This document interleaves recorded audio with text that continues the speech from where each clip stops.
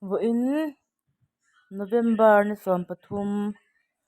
ul arzai chhawna le isai thangite in nei Diamond Jubilee anniversary Diamond Jubilee cake kasiam hi kan lo tar mawi ve lo ka nge ka chanela hian melo en sak ula leisi adibul leisi ni hi chuan rose par ka siam kha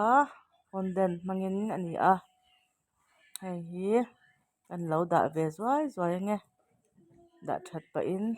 kan lawmpui em em ani an Diamond Jubilee cake in siam tir wang po in an chungah kalawm em em ani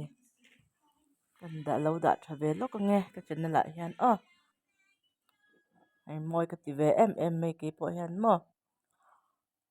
an mawi ve a an rit tha nawh nawh khawp mai a buttercream te ka hmang hlawm a thla te kan la ve zuai zuai nih hi subscriber te tan design te kha lo en ula min lo zawt dawn nia in hriat duh chu